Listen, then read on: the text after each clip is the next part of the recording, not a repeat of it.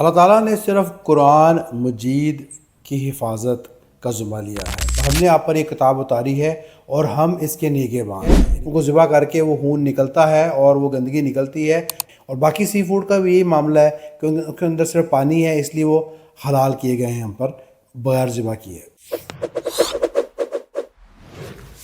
دین اسلام میں ہے جب کسی جانور پہ اللہ کا نام لے کے اسے ذبح کیا جاتا ہے تو اس وقت ہی وہ حلال ہوتا ہے۔ تو بتائیں، یہ جو مچھلی ہے، مچھلی کو ہم پکڑ کے دریا سے لاتے ہیں تو پانی سے جب مچھلی باہر آئے گی تو وہ تو مر جائے گی نا، تو پھر وہ اسے تو ذبح ہی نہیں کیا جاتا ہے، تو مچھلی حلال کیسے ہوئی؟ تھوڑی وضاحت فرما دیں اس پہ۔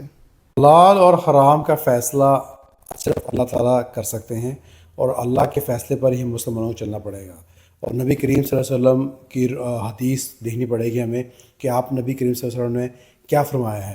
تو حدیث بڑی واضح ہے اس پر۔ آپ نبی کریم صلی اللہ علیہ وسلم نے فرمایا کہ ہم پر 2 مرداد اور 2 خون حلال کیے گئے ہیں۔ مرداد 2 کون سے حلال کیے گئے ہیں؟ وہ ایک آئے گی مچھلی اور ایک ٹڈی۔ اور خون کون سے حلال کیے گئے ہیں؟ وہ ہے جگر اور تلی کا خون۔ تو اس سے ثابت ہوا کہ مچھلی جو ہے ہم پر مرداد کی صورت میں بھی حلال کی گئی ہے۔ اور اگر دیکھیں باقی جانوروں کو ذبح کرتے ہیں، اس کی وجہ ہے کہ وہ باقی جانور جو زمین پر چلتے ہیں ان کے اندر گندگی ہوتی ہے، ان کو ذبح کر کے وہ خون نکلتا ہے اور وہ گندگی نکلتی ہے اور وہ حلال ہوتے ہیں ہم پر اللہ کا نام لینے کے بعد۔ مچھلی کے اندر نہ ہی خون ہے اور نہ ہی گندگی ہے، صرف پانی ہے، اور باقی سی فوڈ کا بھی یہی معاملہ ہے کہ ان کے اندر صرف پانی ہے، اس لیے وہ حلال کیے گئے ہیں ہم پر بغیر ذبح کیے۔ بیسیکلی ہمارے معاشرے میں دیکھا جائے تو بہت سی عورتیں ہیں جو اپنے شوہر کی نافرمانی کرتی ہیں۔ کیا جو عورتیں اپنے شوہر کی نافرمان ہیں، کیا وہ جنت میں جائیں گی؟ تو ایسی نافرمان عورتوں کو کیسے ٹھیک کیا جا سکتا ہے؟ نافرمان عورت کیا جنت میں جائے گی یا جہنم میں جائے گی؟ آپ کا سوال ہے، اور ان کو کیسے ٹھیک کیا جاتا ہے؟ دیکھیں، جنت اور جہنم میں جانے کا فیصلہ صرف اللہ تعالیٰ کا ہے۔ اگر کوئی آپ کو یہ کہتا ہے کہ فلاں شخص جنت میں جائے گا، فلاں جہنم میں جائے گا، تو یہ بیسیکلی اس کی اپنی خوش فہمی ہے۔ اللہ تعالیٰ نے کسی کو اختیار نہیں دیا۔ جنت اور جہنم کا مالک صرف اللہ ہے۔ جنت میں جو جائے گا اللہ کی رضا سے جائے گا، اللہ کی مہربانی سے جائے گا، اور جہنم میں جو جائے گا اپنے برے اعمال کی وجہ سے جائے گا۔ اور باقی رہا سوال کہ عورت اگر نافرمان ہے تو اس کو کیسے ٹھیک کیا جا سکتا ہے، تو حدیث میں آتا ہے، آپ نبی کریم صلی اللہ علیہ وسلم کا فرمان ہے کہ عورت کو پسلی سے پیدا کیا گیا ہے۔ پسلی آپ جانتے ہیں، پسلی کے پیچھے ہڈی ہے، اوپر ہڈی بہت ٹیڑھی ہوتی ہے، اور اس کو اگر آپ سیدھا کرنے کی کوشش کریں گے تو وہ ٹوٹ جائے گی، سیدھی نہیں ہوگی۔ تو عورتوں کے ساتھ بلائی سے پیش آنے کا حکم دیا گیا ہے، اور ان کو سیدھا کرنے کی کوشش کہیں نہیں کہا گیا کہ انہیں سیدھا کرنے کی کوشش کرو یا یہ کرو، بلکہ حدیث میں کہا گیا کہ وہ پسلی سے پیدا ہوئی ہیں اور وہ ٹیڑھی ہڈی ہے، تو اس کو سیدھا نہیں کیا جا سکتا۔ اس لیے آپ ایسی کوشش نہ کریں اور نہ ایسے کوئی جتن کریں، بلکہ اللہ سے دعا کریں۔ اگر آپ کا مسئلہ مسائل زیادہ ہے بیگم سے، عورت سے، تو اللہ سے دعا کریں۔ صرف اللہ تعالیٰ ہی جو ہے دلوں کو پھیر سکتے ہیں، انسان کو ڈائریکٹ سمت پہ لگا سکتے ہیں۔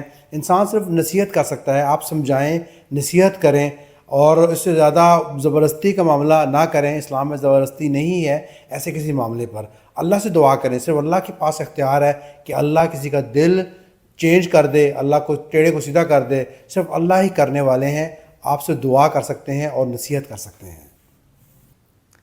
شیطان ہم انسانوں کو ورگلا کر گناہ کرواتا ہے، تو شیطان کو کون ورگلاتا ہے؟ شیطان کو کون ورگلاتا ہے جبکہ انسانوں کو شیطان ورگلا کر گناہ کراتا ہے؟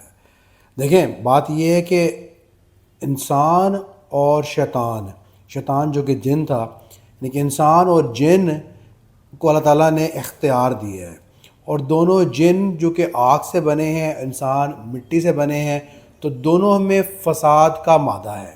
فساد کا مادہ ان کے فساد پسند ہیں، برا کام کرنا ان کی نیچر میں ہے۔ برا کام کرنے کے لیے کوئی تربیت نہیں چاہیے، اچھا کام کرنے کے لیے تربیت چاہیے، علم چاہیے، اللہ کا خوف چاہیے۔ اچھا کام سیکھنا پڑے گا، برائی آٹومیٹکلی بندے کے اور جنوں کے اندر آتی ہے۔ تو جو کہ شیطان بھی جن تھا، تو اس کو ورگلاتا کون ہے؟ اس کو کون ورگلائے گا؟ اس کو اپنا نفس ورگلاتا ہے۔ دیکھیں، رمضان میں ہم کہتے ہیں کہ سارے شیطان قید ہے، لیکن اس کے باوجود ہم لوگ گناہ کرتے ہیں. رمضان میں اللہ معاف کرے، رمضان میں بہت سارے مسلمان پھر بھی گناہ کرتے ہیں. تو شیطان تو قید ہے، شیطان تو ورگلانے نہیں آ رہا، ان کا اپنا نفس ہی ان کو ورگلاتا ہے کہ وہ برے کام کرتے ہیں. شیطان کو بھی نفس ہی ورگلا رہا ہے کہ وہ برائی کری جائے، کیونکہ اللہ تعالیٰ نے اس کو اس کی برائی میں لذت دے دی ہے. اس کو لذت آ رہی ہے برا کام کرنے میں، اور وہ لذت کیے جا رہا ہے. اللہ تعالیٰ نے اس کو ڈیل دے دی ہے اور اس کو توبہ کی توفیق نہیں دی. اللہ تعالیٰ نے آدم علیہ السلام کو توبہ کی توفیق دی، آدم علیہ السلام نے توبہ کی، اللہ تعالیٰ نے معاف فرما دیا. اس طرح اللہ تعالیٰ اپنے نیک بندوں کو توفیق دیتے ہیں اور اللہ تعالیٰ معافی مانگتے ہیں، اللہ تعالیٰ معاف کرتے ہیں. حدیث میں آتا ہے، آپ نبی کریم صلی اللہ علیہ وسلم نے فرمایا کہ اگر تم انسان گناہ نہ کرو اور اس کے بعد اللہ سے استغفار نہ کرو تو اللہ تعالیٰ تم سب کو اٹھا لے گا اور ایک ایسی قوم بھیجے گا جو گناہ کرے گی اور اللہ سے معافی مانگے گی اور اللہ سے معاف فرمائیں گے. اللہ تعالیٰ کو معاف کرنا پسند ہے، معافی مانگنے والا بندہ پسند ہے، اور اللہ تعالیٰ سے مغفرت مانگنی چاہیے شیطان سے بھی اور اپنے نفس سے بھی، کیونکہ نفس بھی انسان کو ویسے ہی وسوسے دیتا ہے جیسے شیطان دیتا ہے. قرآن مجید کی حفاظت کا ذمہ اللہ تعالیٰ نے خود لیا ہے، تو باقی 3 کتابیں وہ بھی آسمانی کتابیں ہیں جیسے کہ تورات، زبور، انجیل، تو ان کی حفاظت کا ذمہ اللہ تعالیٰ نے کیوں نہیں لیا؟ ان میں کیا تبدیلی آئے گی؟ کیا ہوا؟ یہ کیا کتابیں چینج ہوگی؟ آخرکار اللہ تعالیٰ نے ان تینوں کتابوں کو کیوں چھوڑ دیا پیچھے اور ان کی حفاظت کیوں نہیں کی؟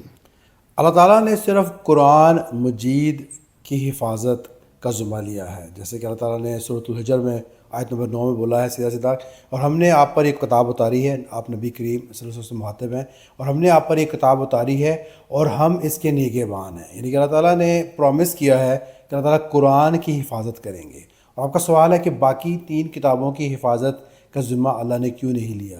تو اس کے سمجھنے کے لیے ایسا ہی ہے کہ آپ سمجھیں کہ جیسے وہ 3 کتابیں اللہ تعالیٰ کے پہلے ورژنز تھے، جیسے کہ ہم دنیا میں دیکھتے ہیں ایک ورژن آتا ہے، پھر نیا ورژن آتا ہے، پھر ورژن آتا ہے. تو اللہ تعالیٰ نے اس طرح اپنا احکامات اتارنے کے لیے ان 3 کتابوں کو اتارا، اپنا تعارف کرایا اللہ تعالیٰ کیا چاہتے ہیں. لیکن آخری کتاب قرآن مجید ہے.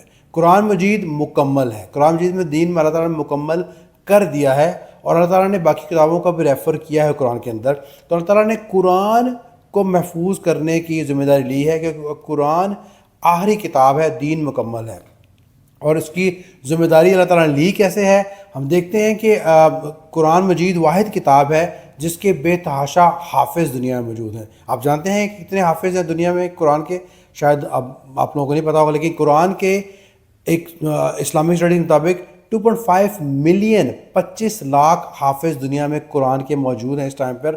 تو اوبیسلی وہ اللہ تعالیٰ کی طرف سے قرآن کی حفاظت کا اللہ تعالیٰ نے یہ ذریعہ بنا رکھا ہے کہ اللہ تعالیٰ نے قرآن کو دل میں محفوظ کر دیا. آپ دیکھیں تو قرآن باقی کتابوں سے بہت زیادہ بڑی کتاب ہے اور مشکل کتاب بھی ہے، لیکن اس کے باوجود اللہ تعالیٰ نے اس کو سینے میں حفاظت کرنے کا اللہ تعالیٰ نے ذریعہ بنا دیا ہے، اور لوگ اس کو حفظ کرتے ہیں تاکہ اگر کوئی چیز چینج بھی ہو جائے تو حافظ بتا سکتا ہے کہ قرآن میں ایسے نہیں ایسے ہے.